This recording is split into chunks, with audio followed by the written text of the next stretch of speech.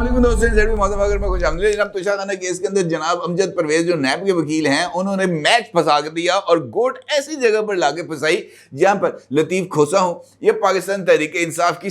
सारी legal team हो या हाई कोर्ट के मोअज़्ज़ज़ डिवीजन बेंच के दोनों जज साहिबान हो, सारे के सारे जनाब शश्तर हो गए बैठ गए यार है उनकी करिए। यहाँ से अब हमने निकलना कैसे है? ये तो भला हो सहूलतकारों का जो किसी न किसी तरीके से ना सिर्फ सामने आ जाते हैं बल्कि इमरान खान साहब को कोई ना कोई रिलीफ देने के लिए सरे गर्म में अमल हो जाते हैं। अदरवाइज सहूलतकारी ना होती तो पैन लग पता थी जाना कि जनाब ये जो है ना वो कहते हैं ना कि विक्री किस पार पता चल जाना था उन्हें कि जनाब होना क्या है। लेकिन खैर जो कुछ हुआ सो वो हुआ अपनी जगह पर। लेकिन आज की समात इस हवाले से बहुत ही ज़्यादा अहमियत की हामिल है कि वो सारे का सारा बयानिया जो इमरान खान साहब की सज़ा के हवाले से तश्कील दिया गया था, वो सारे का सारा गुब्बारा जो इस बुनियाद पर फैलाया गया था कि जनाब इमरान खान साहब को दी जाने वाली सज़ा नामुनासिब है और इसके अंदर जज साहब यानी हुमायूं दिलावर साहब की तरफ से कोई ना कोई गलती की गई है। और इसके साथ साथ ये कि ये दरख्वास्त मेंटेनेबल ही नहीं थी, काबिल समात ही नहीं थी। आज अमजद परवेज ने इन तमाम सवालात के ऊपर वो दलाइल दिए कि जनाब किसी के पास उसका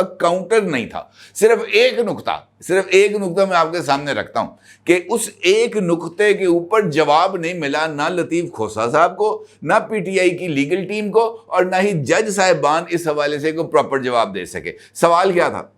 और वो सीधा सा मामला था। उन्होंने कहा जनाब कि इमरान खान साहब को अबूरी रिलीफ दिया जाए क्योंकि सज़ा बड़ी कम है, लिहाजा इस सज़ा को मुअत्तल किया जाए ताकि इमरान खान बाहर आ जाए। ये था एक नुक्ता जिसको उन्होंने पकड़ा और यही वो एक ऐसा इम्पॉर्टेंट नुक्ता था जिसने पूरे के पूरे केस पर, अगर ये जो है ना आज वो जो उनको जल्दी ना होती ना आमिर फारूक साहब को मुकदमे का फैसला करने की, तो आप अंदाज़ा कर सकते हैं कि जनाब ये केस आज अगर सिर्फ ज़मानत के हवाले से ना चल रहा होता और ये अपील के तौर पर ट्रीट किया जा रहा होता तो आज इस अपील का फैसला ये जो है अमजद परवेज साहब इनके दलाइल पर इमरान खान के खिलाफ आना था। क्योंकि जिसका तो सॉलिड दलाइल दिए जनाब अमजद परवेज साहब ने। अमजद परवेज साहब का कहना था कि जनाब सज़ा की जो मुअत्तली है ये इस बात का इसके साथ कोई जो है ताल्लुक नहीं है कि सज़ा 1 साल की मिली है, 3 साल की मिली है या 14 साल की मिली है। जनाब मुख्तलिफ जो फैसले हैं वो इस बात की तरफ इशारा करते हैं कि इनफैक्ट जुर्म की नौयत को देखना पड़ता है कि जुर्म क्या है और फिर उसके साथ साथ इस बात को भी ज़ेहन नशीन रखना चाहिए कि जो सज़ा है वो बुनियादी तौर पर लोगों को ये पैगाम देने के लिए है कि ये जुर्म ना करना। और अगर जुर्म करने वाला शख्स पाकिस्तान का वज़ीर आज़म जैसे ओहदे पर फाइज रह चुका हो तो फिर लोगों के सामने इस मिसाल को सेट करना बहुत ज़्यादा ज़रूरी है कि कानून सब के लिए बराबर है। और अगर कोई बड़ी शख्सियत या पाकिस्तान का साबिक वज़ीर आज़म भी जुर्म करता है, सज़ा दी जाती है, जुर्म उसके ऊपर स्टैब्लिश हो जाता है, तो सिर्फ इस वजह से उसकी सज़ा को मुअत्तल नहीं किया जा सकता। उसकी सज़ा को ये कहते हुए वो जो है उसको रिहाई नहीं दी जा सकती कि सज़ा तो सिर्फ 3 साल की थी लिहाजा इसको रिहा किया जाए। तो उन्होंने कहा जनाब फिर सज़ा का तसव्वुर ही ख़त्म हो जाता, सज़ा का तसव्वुर ही ख़त्म हो जाता। फिर उन्होंने मिसाल दी,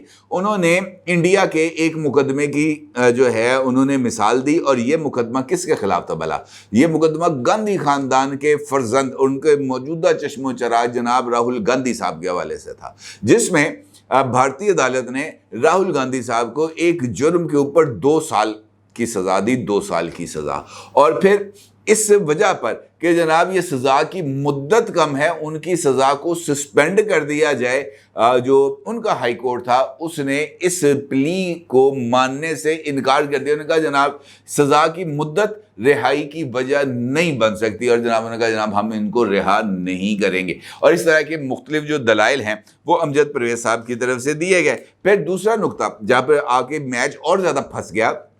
वो आया कंप्लेनेंट के हवाले से। और अमजद परवेज साहब का ये मानना था, यहाँ पर आके वो अड़ गए। फिर chief justice Islamabad high court या दीगर लोग उन्होंने किसी भी तरीके से उनको अपने मौक़िफ़ से पीछे हटाने में जो है वो कामयाब नहीं हो सके। क्या मामला था? मामला ये था कि कंप्लेनेंट कौन है? इमरान खान साहब के ख़िलाफ़ जो शिकायत दर्ज हुई थी उसका कंप्लेनेंट कौन था? और अब जो रियासत है اس کو فریق کیسے بنایا جا سکتا ہے، کیونکہ امجد پرویز صاحب کا یہ ماننا ہے کہ جناب ریاست کو فریق بننا چاہیے اور ریاست کو نوٹس جاری کرنا ضروری تھا اس سے پہلے کہ عدالت کوئی فیصلہ کرے۔ عدالت کو فیصلہ کرنے کے سے لیے جو امپارشل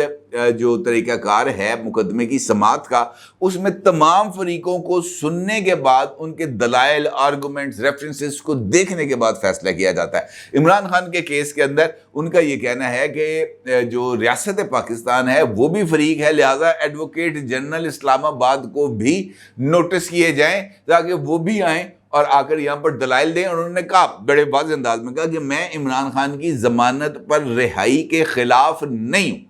میں کسی طور بھی عمران خان کی ضمانت پر رہائی کے خلاف نہیں ہوں، لیکن میں یہ چاہتا ہوں کہ کیس کے اوپر جو فیصلہ ہے وہ اس طریقے سے دیا جائے کہ کل کو کوئی بھی فریق کسی بھی ایپلیٹ فورم پر جا کر یہ نہ کہہ سکے کہ مجھے سنا نہیں گیا۔ پھر سوال ہوا ان سے کہ جناب یہ ریاست فریق کیسے ہے، کیونکہ جس وقت عمران خان کے خلاف کمپلینٹ آئی تھی تو وہ الیکشن کمیشن کی طرف سے آئی تھی، اور الیکشن کمیشن جو ہے وہ اسٹیٹ نہیں ہو سکتی، اور پھر اس کے بعد جو الیکشن کمیشن ہے، الیکشن کمیشن کے پاس جو کمپلینٹ آئی تھی وہ ایک پرائیویٹ کمپلینٹ تھی، لہذا اسٹیٹ کو کس طریقے سے کمپلیننٹ بنایا جا سکتا ہے اور اس کو نوٹس جاری کیا جا سکتے ہیں؟ بڑا لاجیکل سوال تھا۔ اس کا جواب انہوں نے یہ دیا امجد پرویز بخش صاحب نے کہ جناب عمران خان صاحب اس وقت کہاں پہ ہیں؟ انہوں نے کہا جناب جی اس وقت اٹک جیل میں۔ اٹک جیل میں کیا کریں؟ انہوں نے کہا جناب وہ سزا کاٹ رہے ہیں۔ تو انہوں نے کہا جناب یہ جو سزا ان کو دی گئی یہ اب ریاست اس کی ذمہ داری ہے۔ امجد پرویز صاحب کا یہ کہنا ہے کہ اس وقت عمران خان صاحب جو ہیں وہ ریاست پاکستان کی کسٹڈی میں۔ یہ کیسے ممکن ہے کہ آپ ریاست کی کسٹڈی میں موجود کسی بھی شخص کو، کسی بھی قیدی کو، کسی بھی ملزم کو، کسی بھی مجرم کو رہا کر رہے ہیں، اس کی ضمانت لے رہے ہیں اور اسٹیٹ سے پوچھ ہی نہیں رہے کہ جناب اس بندے کو ہمیں رہا کرنا چاہیے یا نہیں کرنا چاہیے؟ آپ اسٹیٹ سے اس بارے میں پوچھ ہی نہیں رہے کہ جناب یہ جو ریاست ہے اس کو ہم نے کس طریقے سے استعمال کرنا ہے اور کس طریقے سے آگے بڑھانا ہے، جس پر جو الیکشن کمیشن کے وکیل ہیں انہوں نے ظہور الہی کیس کا بھی حوالہ دیا اور مختلف کیسز کے حوالے دیے۔ انہوں نے کہا جناب پہلے پبلک پروسیکیوٹر کو سنا جائے گا تو اس کے بعد یہ معاملہ آگے بڑھے گا، جس پر چیف جسٹس اسلام آباد ہائی کورٹ کا یہ کہنا تھا کہ نیب کیسز میں کمپلیننٹ کو کبھی پارٹی نہیں بنایا گیا۔ نیب کے قانون میں پروسیکیوٹر کی تعریف کی گئی ہے، نیب کیس میں اسٹیٹ آتی ہی نہیں، نیب پروسیکیوٹر کو سنا جاتا ہے، ایسے ہو ہی نہیں سکتا کہ نیب کو سنے بغیر کوئی آرڈر جاری کیا جائے۔ جس پر امجد پرویز نے کہا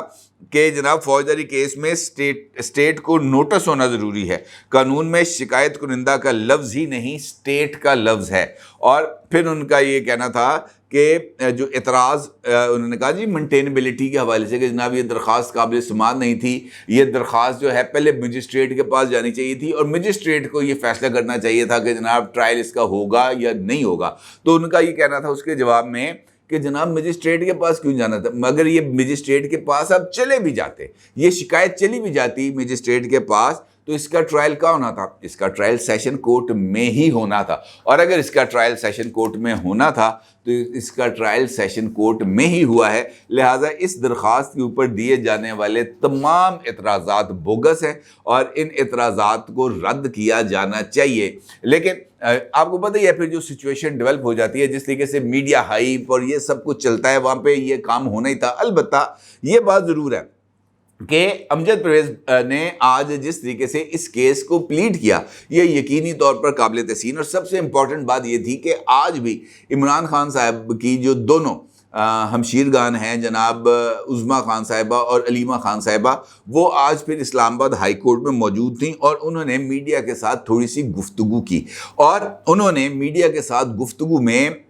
اس بات کا ذکر کیا کہ عمران خان کو جیل سے نکلنے کی کوئی جلدی نہیں ہے، وہ جیل میں سے اور مضبوط ہو کے باہر نکلے گا، اس کو جیل جو ہے وہ جھکا نہیں سکتی، اس کو جیل کی سختیاں جو ہیں وہ توڑ نہیں سکتی، وہ پہلے سے زیادہ جو ہے وہ اپنے موقف پر قائم رہے گا اور اپنے موقف پر ڈٹا رہے گا۔ بلکہ آج سے مجھے یاد آیا جب یہ ان کی میں یہ جو تقریر سن رہا تھا، دونوں ان کی جو بہنیں یقینی طور پر قابل احترام ہیں، ان کا بھائی جیل میں ہے تو یقینی طور پر انہوں نے تو ایک مورال بوسٹنگ کرنی ہے، اس میں تو کوئی دو رائے نہیں ہے۔ البتہ میں نے کچھ دن پہلے ایک نا ایکسپریس نیوز کی ویب سائٹ کے اوپر ایک خبر دیکھی تھی، اور وہ بھی انہی دونوں بہنوں کے والے سے تھی، جس میں انہوں نے کہا تھا کہ جناب یہ اس وقت کی بات ہے جب ان ملاقات کی کوششیں کر رہی تھیں اور ان کی ملاقات نہیں ہو پا رہی تھی، تو انہوں نے کہا تھا کہ جناب اگر ہمیں ملاقات کا ٹائم نہیں دیا گیا تو ہم اٹک جیل کے باہر جا کر دھرنا دیں گے۔ اور اسی گفتگو کے دوران علیمہ خان صاحبہ نے ایک انکشاف بھی کیا تھا کہ جیل میں بھی لوگ عمران خان صاحب سے مل رہے ہیں اور عمران خان صاحب کو اس بات پر قائل کرنے کی کوشش کر رہے ہیں کہ آپ ملک سے باہر چلے جائیں، لیکن عمران خان یہ کہتا ہے کہ میں ملک سے باہر کیوں جاؤں، میں نے ملک سے باہر نہیں جانا۔ اس کا مطلب یہ ہے کہ علیمہ خان صاحبہ یہ بات کا انکشاف کر رہی ہیں کہ عمران خان صاحب کو جو ہے وہ کسی نہ کسی لیول کے اوپر یا عمران خان صاحب کی طرف سے یا کسی اور طرف سے اپروچ کیا گیا، پیشکش کی گئی یا پیشکش دی گئی کہ جناب آپ ملک سے باہر چلے جائیں، اور عمران خان صاحب نے اس سے انکار کر دیا۔ اور یقینی طور پر ان کا جو انکار تھا وہ بنتا ہی ہے، کیونکہ اب ان کے باہر جانے کے امکانات جو ہے وہ میرا خیال ہے کم ہو گئے ہیں، کیونکہ اب جو سچویشن ڈیولپ ہو رہی ہے وہ اس بات کی طرف اشارہ کر رہی ہے کہ آنے والے اس ٹائم کے اندر کچھ بہت بڑے بڑے جو برج ہیں وہ الٹنے جا رہے ہیں۔ کچھ ایسی شخصیات ہیں جن کا نام تو پہلے بہت سارے معاملات میں لیا جاتا تھا، لیکن ان کے خلاف جو ہے نہ کارروائی کی جاتی تھی، نہ ان کے اوپر کوئی پکا ہاتھ ڈالنے کا کوئی کارروائی اس والے سے کی جاتی تھی۔ لیکن اب اس بات کی طرف اشارے مل رہے ہیں، کچھ جو لوگ ہیں اہم پاور مطلب یہ نہیں بجلی کو، آج بجلی چل رہی ہے نا، احتجاج ہو رہے ہیں، سب چیزیں چل رہی ہیں، پاور سے مراد وہ ہے جو تمام لوگ ارباب اختیار ہیں، وہ ہے صاحب اختیار، پاور میں رہنے والے لوگ۔ ان کا یہ ماننا ہے کہ اگلے کچھ دنوں میں، کچھ گھنٹوں میں، خاص طور پر انہوں نے تو 48 گھنٹے کا، لیکن میں سیفلی 72 گھنٹے کہہ دیتا ہوں، اگلے 48 سے 72 گھنٹوں میں کچھ بڑی دھماکہ خیز جو ہے وہ گرفتاریاں ہونے جا رہی ہیں، گرفتاریاں بڑی زبردست قسم کی، اور ایسی گرفتاریاں جن کی مثال نہیں ملتی ماضی میں، کیونکہ اس مرتبہ یہ گرفتاریاں